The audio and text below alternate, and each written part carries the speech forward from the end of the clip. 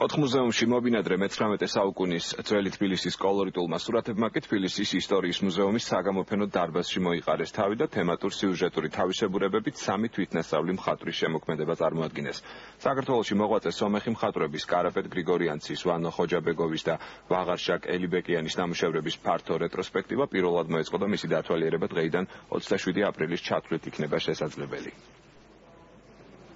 არსებობს კოლორიტული ყოფის რაღაც ნიშნები, რომელთა წარმოსახვაც ალბათ დოკუმენტებს და არქივებს არ შეუძლიათ და ამ შემთხვევაში ამ სამეულის ესე ერთ სივრცეში ხედვა და გამფენა მაინც ალბათ უფრო ნათელ წარმოდგენას შეუქმნის დამთვალიერებელს იმ კოლორიტულ ნიშნებზე, იმ თვითმყოფადობაზე. ეს ძალიან საინტერესო ექსპოზიცია, მაგალითად კარაპეტ გრიგორიანცის ნამუშევრები ძირითადად პირველად იქნება ექსპონირებული, რაც ეხება ვანო ხოჯაბეგოვს, ეს არის მხატვარი ბრწყინვალე გრაფიკოსი და მხატვარი ეთნოგრაფი, როგორც მაგას ეძახიან, იმიტომ რომ მაგას აქვს დახატული ესეთი საინტერესო თემები, როგორც არის ყენობა, შახსევახსება, ერამობა.